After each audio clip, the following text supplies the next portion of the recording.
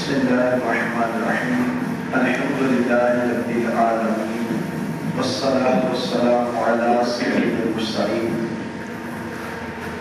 اما بعد فاعوذ باللہ من الشیطان الرجیم بسم اللہ الرحمن الرحیم سبحان الذی اسری بعبدہ لیلا من المسجد الحرام الی المسجد الاقصی صدق اللہ العظیم۔ نبی پاک صاحب لولاق سیاح اطلاق صلی اللہ علیہ وسلم پر درود و سلام پڑھنے کی بے شمار برکتیں اور فضیلتیں۔ چنانچہ ایک روایت میں ہمارے پیارے نبی صلی اللہ علیہ وسلم نے ارشاد فرمایا، جو مجھ پر ایک مرتبہ درود پاک پڑھتا ہے اللہ عز و جل اس پر 10 رحمتیں نازل فرماتا ہے۔ جو 10 دفعہ درود پاک پڑھے اللہ عز و جل اس پر 100 رحمتیں نازل فرمائے گا۔ صحیح بخاری کی حدیث پاک کا مفہوم ہے کہ نبی پاک صلی اللہ علیہ وآلہ وسلم نے ارشاد فرمایا، حدیث قدسی ہے کہ اللہ ارشاد فرماتا ہے میری رحمت میرے غضب پر حاوی ہے۔ اللہ کی رحمت اللہ کے غضب پہ حاوی ہے، تو جو درود پاک پڑھتا ہے اس پہ اللہ کی رحمتوں کا نزول ہوتا ہے۔ علماء فرماتے ہیں جس پہ اللہ کی رحمتوں کا نزول ہو اس پہ اللہ کا غضب نہیں ہوتا۔ نبی پاک صلی اللہ علیہ وسلم پر درود و سلام کی کثرت کیا کریں، دنیا اور آخرت میں اس کی برکتیں ہمیں نصیب ہوں۔ آپ برکت کے لیے درود پاک پڑھیں گے، صلو علی الحبیب صلی اللہ علیہ وسلم۔ اللہ عز و جل نے اپنے پیارے کلام قرآن مجید میں ارشاد فرمایا، سبحان الذی، وہ ذات پاک ہے، اسری، جس نے سیر کرائی، بعبدہ، اپنے بندہ خاص کو، لیلا، رات کے تھوڑے سے حصے میں، من المسجد الحرام الی المسجد الاقصی، مسجد حرام سے مسجد اقصی تک، الذی بارکنا حولہ، جس کے گردا گرد ہم نے برکتیں رکھی ہیں، لنریہ من آیاتنا، تاکہ ہم اسے اپنی قدرت کی نشانیاں دکھائیں، انہ هو السمیع البصیر، بے شک وہ سننے والا اور دیکھنے والا ہے۔ میرے محترم بزرگوں دوستوں، اللہ عز و جل کہ جتنے بھی نبی اس دنیا میں تشریف لائے ہیں اللہ تعالیٰ نے ہر نبی کو معجزات عطا فرمائے۔ معجزہ اس خلق عادت کام کو کہتے ہیں جو کسی نبی سے صادر ہوتا ہے۔ خلق عادت کے جو عام طور پہ واقعات نہیں ہوتے ہیں، جس طرح آپ کے معجزات ہیں کہ آپ پتھروں کو اشارہ کرتے تو اللہ کے حکم سے وہ ذکر کرنا شروع کر دیتے تھے۔ تو عام طور پہ پتھر تو کلمے نہیں پڑھتے ہیں، وہ ذکر کرتے ہیں لیکن ہمیں ان کی آواز نہیں سنائی دیتی۔ آپ صلی اللہ تعالیٰ علیہ وسلم نے چاند کے ٹکڑے دیے اللہ تعالیٰ کی عطا سے، تو عام طور پہ چاند ٹکڑے نہیں ہوتا۔ یہ خلق عادت چیزیں ہیں جو انبیاء علیہ السلام سے نبوت کے اعلان کے بعد جن کا ظہور ہوتا ہے۔ اللہ تعالیٰ نے جتنے بھی انبیاء کو معجزات عطا کیے اس زمانے کے مطابق عطا کیے۔ مثال کے طور پہ حضرت سیدنا داؤد علیہ نبی جناب علیہ السلام آپ کے دور میں لوہے کا کام بڑے عروج پہ تھا. لوگ لوہے کو پگھلاتے، اس سے جنگی سامان بناتے، اس سے لوہے کے برتن بناتے. اللہ تعالیٰ نے داؤد علیہ نبی جناب علیہ السلام کو یہ معجزہ عطا کیا. آپ لوہے کو ہاتھ میں پکڑتے وہ موم کی طرح نرم ہو جاتا. جس طرح چاہتے اس کو مولڈ کر کے چیزیں بنا لی جاتی. حضرت موسیٰ علیہ نبی جناب علیہ السلام، آپ کے دور میں جادو بڑے عروج پہ تھا. جو فرعون نے موسیٰ علیہ السلام کے مقابلے کے لیے جادوگروں کو بلایا تو انہوں نے اپنی شعبۃ آبادی سے رسیاں پھینکی تو ایسے لگے جیسے وہ اصلی سانپ ہیں. تو اللہ تعالیٰ نے حضرت موسیٰ علیہ السلام کو حکم دیا کہ اپنا عصا زمین پر ڈالے. وہ بڑا اژدہا بن گیا اور سارے سانپوں کو اس نے ایک ہی آنکھ میں نکل لیا. حضرت سیدنا عیسیٰ علیہ نبی جناب علیہ السلام کے دور میں جو طب ہے، جو میڈیکل ہے، یہ بڑے عروج پر تھی. ہر قسم کی بیماری کا انہوں نے علاج ڈھونڈ لیا تھا، لیکن 3 چیزیں وہ نہیں ڈھونڈ سکے تھے. کوڑ کے مریض کو شفا نہیں دے سکے تھے. جو پیدائشی نبینا تھے، بائی برتھ جو بلائنڈ ہوتے ہیں، ان کو آنکھیں نہیں دے سکے تھے اور مردوں کو زندہ نہیں کر سکے تھے. یہ 3 چیزیں تھیں جو وہ نہیں کر سکے تھے. اس کے علاوہ ہر بیماری کا وہ علاج ڈھونڈ دیا تھا. تو اللہ تعالیٰ نے حضرت عیسیٰ علیہ السلام کو بھیجا. آپ کوڑ کے مریض کے جسم پہ ہاتھ پھیرتے اس کا کوڑ کا مرض ٹھیک ہو جاتا تھا. آپ پیدائشی نبینا کی آنکھوں پہ اپنی انگلی لگاتے تو اللہ تعالیٰ اس کو نور عطا فرما دیتا. آپ مردے کی قبر کو ٹھوکر لگاتے، اللہ کے حکم سے اٹھ کے لوگوں سے باتیں کرنا شروع کر دیتا. تو جس زمانے میں جس کام کا عروج ہوتا ہے، اللہ عز و جل کا طریقہ یہ رہا ہے کہ اللہ اس زمانے اس دور کے مطابق اپنے انبیاء کو معجزات عطا فرماتا ہے کہ لوگ عاجز ہو جائیں. جب نبی پاک صلی اللہ علیہ وآلہ وسلم کا دور آیا تو لوگ بڑے فصیح اللسان تھے. زبان اور ادب کا بڑا عروج تھا. اللہ تعالیٰ نے اپنے نبی صلی اللہ علیہ وسلم کو قرآن پاک کا معجزہ عطا فرمایا. نبی پاک صلی اللہ علیہ وسلم کا سب سے بڑا جو معجزہ ہے وہ قرآن پاک ہے جو اللہ نے آپ کو عطا فرمایا ہے. پھر چونکہ نبی پاک صلی اللہ علیہ وسلم کا جو دور ہے یہ چھوٹا دور نہیں ہے. آپ کا دور قیامت تک کا دور ہے.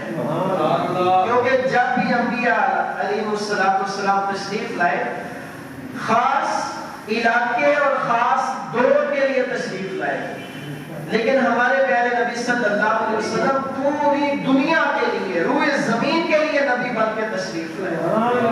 اور پھر آپ کی نبوت قیامت تک کے لیے ہے. تو قیامت کے دور کے قریب جو اب دور ہے یہ سائنس کا بڑا عروج ہے. پہلے لوگ یہ تصور بھی نہیں کر سکتے تھے کہ لاکھوں کلو وزنی ٹنوں کے حساب سے جس کا وزن ہو، لوہے کی چیز بنی ہو، وہ ہوا میں اڑتی ہو. تو جہاز ہوا میں اڑ رہے. ہم پاکستان میں بیٹھے ہوتے ہیں، پوری دنیا میں آپ موبائل فون کے ذریعے جس سے چاہے رابطہ کر سکتے ہیں. یہ سائنس کا کلائمیکس ہے. تو اللہ تعالیٰ نے اپنے نبی صلی اللہ علیہ وسلم کو معراج کا معجزہ عطا فرمایا.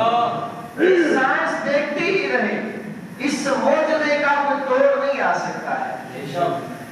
اللہ تعالیٰ نے ارشاد فرمایا سبحان الذی، پاک ہے وہ ذات جس نے اپنے بندہ خاص کو رات کے تھوڑے سے حصے میں سیر کروائی. معراج کے متعلق 3 قسم کے لوگوں کے نظریات ہیں. ایک وہ لوگ ہیں جو اسلام کے دشمن ہیں، جو مستشرقین ہیں، جو کفار ہیں، جو فلسفر ہیں، جو کہتے ہیں نعوذ باللہ کہ نبی پاک صلی اللہ علیہ وسلم کو یہ معراج کا معجزہ عطا ہی نہیں ہوا، وہ نعوذ باللہ آپ پہ کذب کا فتویٰ لگاتے ہیں۔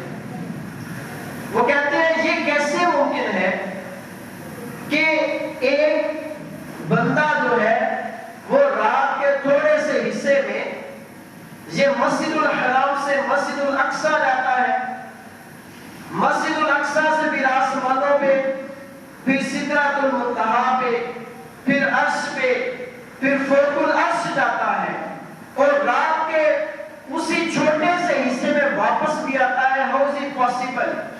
یہ کیسے ممکن ہے؟ ایک وہ گروہ جو معراج کا انکار کرنے والے ہیں، جو دوسرا گروہ ہے یہ وہ گروہ ہے جو کہتے ہیں کہ آپ صلی اللہ علیہ وسلم کو خواب میں اللہ تعالیٰ نے معراج کروائی ہے۔ یہ تھوڑے لوگ ہیں، یہ زیادہ نہیں ہے، لیکن ان کا یہ کنسپٹ ہے، یہ ان کا عقیدہ ہے، ان کا یہ خیال ہے کہ نبی پاک صلی اللہ علیہ وسلم کو روحانی معراج کروائی گئی، آپ کو جسمانی معراج نہیں کروائی گئی۔ تیسرا گروہ یہ وہ گروہ ہے جو امت کے جمہور علماء کا ہے۔ امت کی اکثریت اس چیز کے قائل ہے کہ اللہ تعالیٰ نے اپنے نبی صلی اللہ علیہ وسلم کو جسم اور روح کے ساتھ معراج عطا فرمائی۔ مسجد الحرام سے مسجد الاقصیٰ، پھر مسجد الاقصیٰ سے آسمانوں کی سیر، سدرۃ المنتہا، پھر عرش، جنت دوزخ کی سیر کی، نظارے کیے، اور اپنے سر کی آنکھوں سے اللہ تعالیٰ کا دیدار کیا۔ یہ امت کے جمہور علماء جو ہیں یہ ان کا قول ہے۔ یہاں پہ کچھ باتیں جو ہے یہ قابل غور ہیں کہ اللہ تعالیٰ نے جب معراج کا ذکر کیا تو ارشاد فرمایا سبحان اللہ، پاک ہے وہ ذات۔ سبحان کا مطلب ہوتا ہے جو ہر قسم کے عیب سے بری ہو، جو ہر قسم کے نقص سے پاک ہو، اس کو کہتے ہیں سبحان۔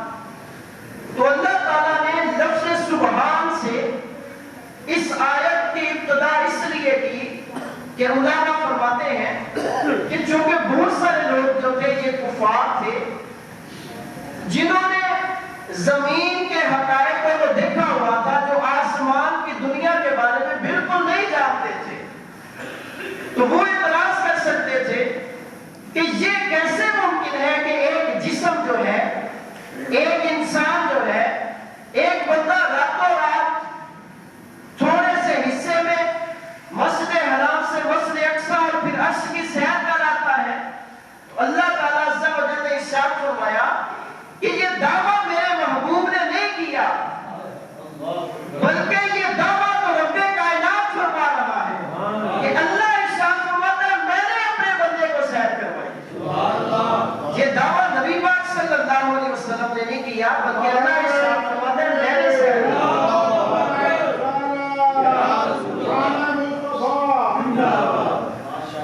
جو مسجد الحرام سے مسجد الاقصیٰ کا سفر ہے، علماء اس کو کہتے ہیں یہ اسرا ہے۔ سبحان الذی اسرا، یہ اسرا ہے۔ اور مسجد الاقصیٰ سے سدرۃ المنتہا کا جو سفر ہے یہ معراج ہے۔ اور خواجہ نظام الدین اولیاء رحمت اللہ تعالی نے جو لکھا ہے وہ سدرۃ المنتہا سے آگے کا جو سفر ہے اس کو اعراج کہتے ہیں۔ تو آپ کے اس رات کے سفر کے 3 حصے بنتے ہیں، پہلا اسرا ہے، دوسرا معراج ہے، اور تیسرا اعراج ہے۔ سب سے پہلا جو سفر ہے اس میں نبی پاک صلی اللہ علیہ وآلہ وسلم حضرت ام ہانی رضی اللہ تعالی عنہا کے گھر تشریف فرما تھے، رات کو آرام فرما رہے تھے۔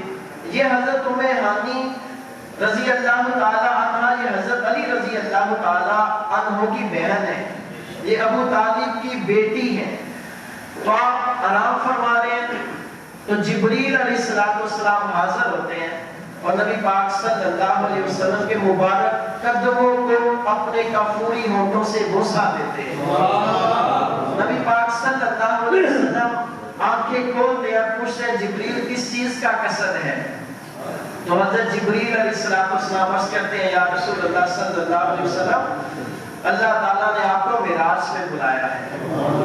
نبی پاک صلی اللہ علیہ وسلم مسجد الحرام جاتے ہیں، وہاں پہ آپ کا شق صدر کیا جاتا ہے۔ صدر کہتے ہیں سینے کو، شق کہتے ہیں کھولنا۔ زمین شق ہونے کا مطلب ہے زمین کا پھٹ جانا۔ تو جو صحیح بخاری، صحیح مسلم اور علماء اہل سنت کے نزدیک نبی پاک صلی اللہ علیہ وسلم کا 4 دفعہ شق صدر ہوا۔ ایک دفعہ جو سب سے پہلے آپ حضرت حلیمہ سعدیہ رضی اللہ تعالی عنہ کے پاس تھے، تب آپ کا شق صدر ہوا۔ دوسرے نمبر پہ جب آپ کی عمر تقریباً 10 سال تھی تب آپ کا شق صدر ہوا۔ تیسری دفعہ جب آپ نے نبوت کا اعلان کیا تو بعثت کے بعد آپ کا شق صدر ہوا۔ اور چوتھی دفعہ جب آپ کو اللہ تعالیٰ نے معراج کی رات بلایا تو مسجد الحرام میں آپ کا شق صدر ہوا۔ آپ صلی اللہ علیہ وسلم کے سینہ کو گردن سے نیچے، بلکہ صحیح مسلم کے اندر یہ ہے کہ آپ کہ جو سینے کے اندر سے اور پیٹ کے اندر سے ساری چیزیں نکالی گئی، آپ کے دل کو آپ کے جسم سے نکال کے سونے کے تشت میں رکھا گیا اور ایمان اور حکمت سے اس کو بھرا گیا اور آب زمزم شریف سے اس کو دھویا گیا۔ اس کا یہ مطلب نہیں ہے کہ نبی پاک صلی اللہ علیہ وسلم کہ جسم میں نعوذ باللہ کوئی ایسی چیز تھی کہ جس کو دھونے کی حاجت تھی۔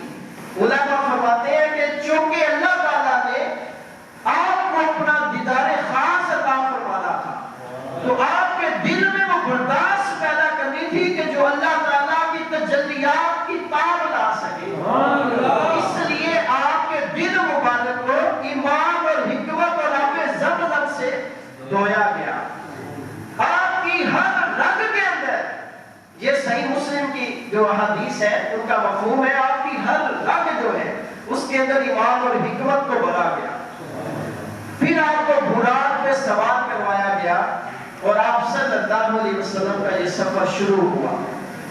اس براق کی اتنی زیادہ سپیڈ تھی، اتنی زیادہ رفتار تھی کہ جہاں پہ انسان کی نظر کی حد ہوتی ہے وہاں پہ اس کا قدم جاتا تھا۔ ایک مثال عرض کرتا ہوں کہ جس طرح آپ چھت پہ کھڑے ہو کے دیکھیں تو آپ کو آسمان نظر آتا ہے، یہ آپ کی نظر کی حد ہے، تو جو براق ہے اس کا قدم آسمان پہ پہنچتا تھا۔ مطلب اتنی سپیڈ کے ساتھ اللہ تعالیٰ عز و جل نے آپ کو سفر عطا فرمایا ہے۔ علماء کرام نے یہاں بھی ایک بڑا پیارا نقطہ ارشاد فرمایا کہ اللہ نے ارشاد فرمایا السلام، میں نے بندے کو سیر کروائی۔ جب بندہ سیر کرتا ہے تو بندہ انجوائے کرتا ہے۔ جس طرح آپ لوگ کسی پہاڑی علاقے میں جاتے ہیں، وہاں کے نظارے دیکھتے ہیں تو آپ تھکتے نہیں ہیں، آپ اکتاتے نہیں ہیں۔ مثال کے طور پہ آپ حرمین طیبین کی زیارت کے لیے جاتے ہیں تو سیر کرنے میں یہ ہوتا ہے بندہ آہستہ آہستہ چلتا ہے، کبھی بندہ گاڑی روک لیتا ہے، کبھی چلا دیتا ہے، جہاں پہ دل کرتے اپنی منمانی کے مطابق جاتا ہے۔ جب بندہ سفر کرتا ہے تو سفر میں بندے کا جو دل کرتا ہے کہ وہ جلدی جلدی اپنی منزل پہ پہنچ جائے۔ تو علماء فرماتے ہیں کہ جو واقعہ معراج ہے، جو رات کے تھوڑے سے حصے میں اللہ تعالیٰ نے آپ کو سیر کروائی ہے، آپ کے آہستہ آہستہ چلنے کا یہ عالم ہے کہ آپ کی کوئی سیر کو نہیں سمجھ سکا تو آپ کے سفر کو کون سمجھ سکے گا؟ یہ اللہ تعالیٰ نے آپ کو یہ سیر عطا کروائی ہے۔ آپ چلتے ہیں، رستے میں آپ نے دیکھا کہ حضرت موسیٰ علیہ السلام، صحیح بخاری مسلم کے اندر یہ حدیث موجود ہے کہ اپنی قبر پہ کھڑے ہیں۔ دو قسم کے علماء اکرام کے بیانات ہیں۔ ایک وہ علماء اکرام کا گروہ ہے جو کہتے ہیں کہ حضرت موسیٰ علیہ السلام اپنی قبر پہ کھڑے ہو کے نماز پڑھ رہے تھے، اور جو دوسرا گروہ ہے وہ یہ کہتا ہے کہ موسیٰ علیہ السلام اپنی قبر پہ کھڑے ہو کے نماز کیوں پڑھ رہے ہیں؟ حالانکہ سب نبیوں کو حکم دیا جا چکا ہے کہ مسجد اقصی میں حاضر ہو تو پھر موسیٰ علیہ السلام اپنی قبر میں کھڑے ہو کے کیوں نماز پڑھ رہے ہیں؟ کہ ایک مہمان کو بلایا جا رہا ہے، سب انبیاء اس کے میزبان بن رہے ہیں، تو پھر موسیٰ علیہ السلام اپنی قبر میں کھڑے ہو کے نماز کیوں پڑھیں گے؟ علماء فرماتے ہیں وہ اپنی قبر میں کھڑے ہو کے نبی پاک علیہ السلام پر درود پڑھ رہے تھے۔ سبحان اللہ۔ بہر کیا وہ نماز پڑھ رہے تھے یا درود پڑھ رہے تھے؟ جہاں پہ ایک نقطہ یہ بھی ثابت ہوتا ہے کہ اللہ کے نبی علیہ السلام زندہ ہوتے ہیں۔ بھائی دیکھیں، اگر اللہ کے نبی علیہ السلام زندہ نہ ہو تو پھر موسیٰ علیہ السلام اپنی قبر میں کھڑے ہو کے نماز کیوں پڑھیں گے؟ اگر انبیاء زندہ نہیں ہیں تو پھر وہ مسجد اقصی میں انبیاء کہاں سے آ گئے؟ پہلے 50 نمازیں ملی تھی نا، تو کس نے کام کروائی؟ موسیٰ علیہ السلام بار بار بھیجتے تھے۔ اس کا مطلب ہے اللہ کے نبی زندہ ہوتے ہیں۔ بلکہ ایک حدیث پاک ہے ابو داؤد شریف کی، نبی پاک صلی اللہ علیہ وسلم نے ارشاد فرمایا کہ بے شک اللہ تعالیٰ نے زمین پر حرام کر دیا ہے کہ وہ انبیاء کے جسموں کو کھائے۔ فَنَبِيُّ اللَّهِ حَيٌّ يُرْزَقُ، اللہ کے نبی زندہ ہوتے ہیں، ان کو رزق عطا کیا جاتا ہے۔ پھر آپ مسجد الاقصی پہنچتے ہیں اور اپنے براق کو وہاں پہ باندھتے ہیں جہاں پہ تمام انبیاء علیہ السلام اپنے جانوروں کو باندھتے رہے ہیں۔ پھر آپ صلی اللہ علیہ وسلم تمام انبیاء کی امامت کرواتے ہیں، سب نبی پیچھے کھڑے ہیں اور ہمارے آقا علیہ السلام سب انبیاء کے امام بنتے ہیں۔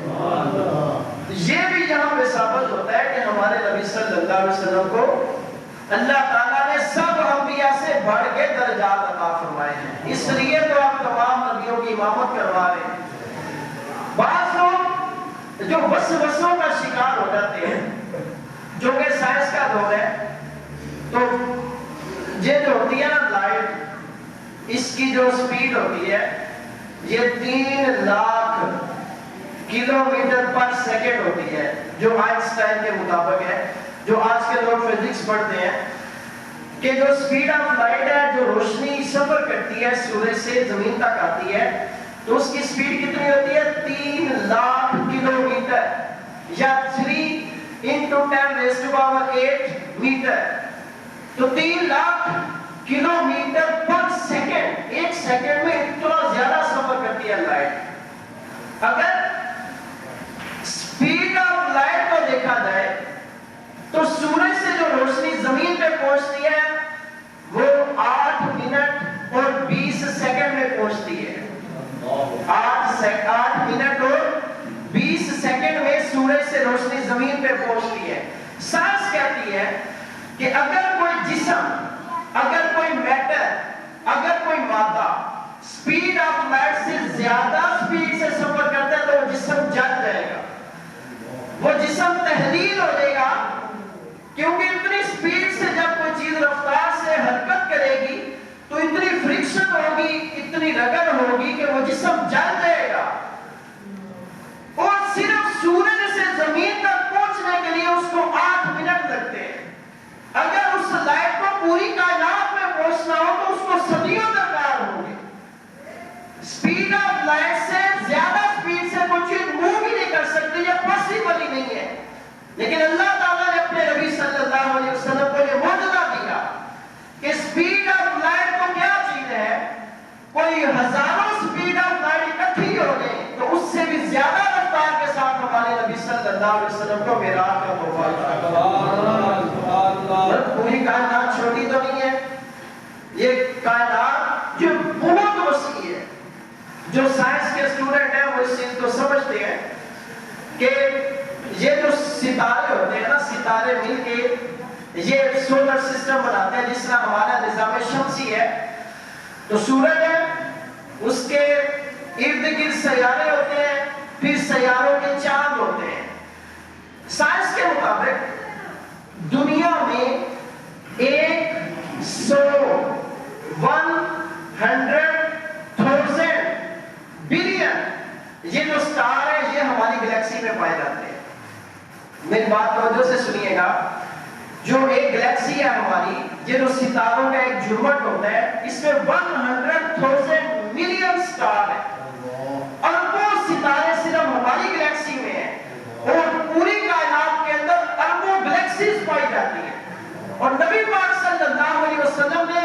نہ صرف اس نظام شمسی کو چھوڑا بلکہ پوری کائنات کی حدوں کو کراس کر کے لامکان تک جا کے اللہ تعالیٰ کا دیدار کیا.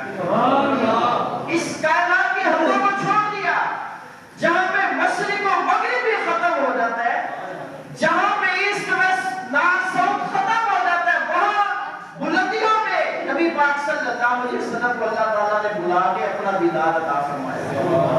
نبی پاک صلی اللہ علیہ وسلم نے آسمانوں کا جو سفر کیا, جب اس کے بعد سفر کیا اس کا بیان انشاءاللہ اگلے جمعے کیا جائے گا.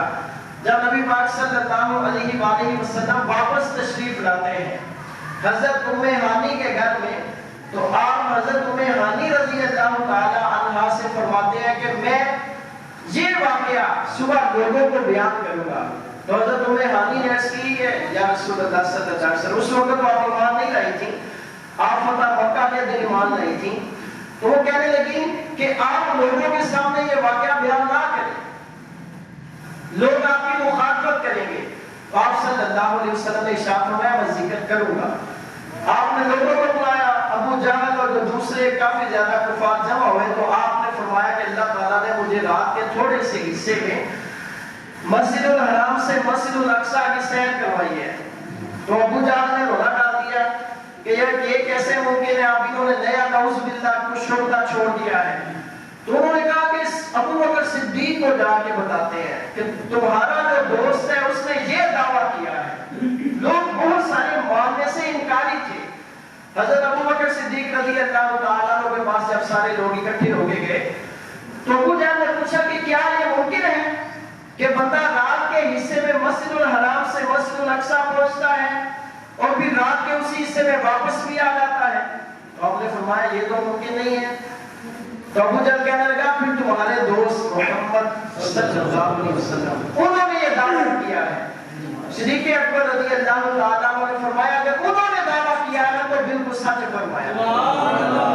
تب نبی پاک صلی اللہ علیہ وسلم نے ارشاد فرمایا ابو بکر تم صدیق ہو. تب آپ کو صدیق کا لقب عطا کیا گیا تھا. اب واپس آئے آپ چونکہ ظاہری زندگی میں کبھی بھی بیت المقدس نہیں گئے تھے, یروشلم نہیں گئے تھے, تو مسجد الاقصی آپ اپنی زندگی میں آپ نے کبھی ٹریولنگ نہیں کی تھی. تو ان لوگوں نے پوچھا اچھا بتائیں مسجد الاقصی جو ہے اس کے دروازے کتنے ہیں, اس کے منارے کتنے ہیں, اس کے پلر کتنے ہیں؟ اللہ تعالیٰ عز و جل نے مسجد الاقصی کو اٹھا کے نبی پاک صلی اللہ علیہ وسلم کے سامنے کر دیا. وہ جو سوال پوچھتے جاتے تھے اللہ کے نبی صلی اللہ علیہ وسلم اس کا جواب ارشاد فرماتے جاتے تھے. نبی پاک صلی اللہ علیہ وسلم نے پھر فرمایا کہ میں فلاں راستے پر جا رہا تھا تو فلاں قبیلے کے قافلے کو دیکھا اور اس قبیلے کے اونٹ براق سے بدت کے بھاگے تھے. ایک اونٹ وہاں پہ پہاڑی کے پیچھے گم ہو گیا تھا, تو میں نے ان لوگوں کو آواز دے کے کہا تھا کہ تمہارا اونٹ فلاں جگہ پہ ہے. ان لوگوں کو وہ اونٹ اس جگہ سے ملا. جب وہ قافلہ واپس آیا تو ایک ایک چیز نبی پاک صلی اللہ علیہ وسلم نے جو بتائی تھی وہ سچ ثابت ہوئی. بلکہ ایک قافلے کے بارے میں آپ نے بتایا کہ ایک قافلہ ملک شام سے واپس آ رہا ہے, مغرب کا وقت ہونے سے پہلے پہلے وہ قافلہ یہاں پہ پہنچ جائے گا. کفار نے بندہ پہاڑی کی چوٹی پہ کھڑا کر دیا کہ دیکھتے ہیں کہ جو قافلہ ہے وہ شام کے وقت پہنچتا ہے کہ نہیں. ابھی سورج غروب ہونے لگا تھا تو کفار بڑے خوش تھے کہ ابھی قافلہ نہیں آیا, نعوذ باللہ ہم ان کو جھوٹا ثابت کریں گے. ایک بندہ کہنے لگا لو دیکھو سورج غروب ہو رہا ہے. جو ہی یہ آواز آئی وہاں سے قافلہ بھی نمودار ہو گیا. دوسرا شخص کہنے لگا دیکھو قافلہ بھی آ گیا. تو یہ اللہ تعالیٰ عز و جل کا خاص کرم نبی پاک صلی اللہ علیہ وسلم پر تھا کہ لوگ آپ کو طرح طرح کی تکلیفیں دیتے تھے, لوگ آپ کو دکھ پہنچاتے تھے. تو اللہ تعالیٰ عز و جل نے اپنے نبی صلی اللہ علیہ وسلم کو معراج کا تحفہ عطا کیا کہ نبی پاک صلی اللہ علیہ وسلم کو جو یہ معجزہ عطا کیا گیا ہے کہ آپ نے اللہ عز و جل کا دیدار اپنی ظاہری آنکھوں سے کیا ہے, یہ معجزہ کسی اور نبی کو عطا نہیں ہوا. اللہ تعالیٰ ہمیں پیارے نبی صلی اللہ علیہ وسلم کی سچی محبت عطا فرمائے اور نبی پاک صلی اللہ علیہ وسلم کی سیرت پر عمل کرنے کی توفیق عطا فرمائے. آمین بجاہ نبی امین صلی اللہ علیہ وسلم.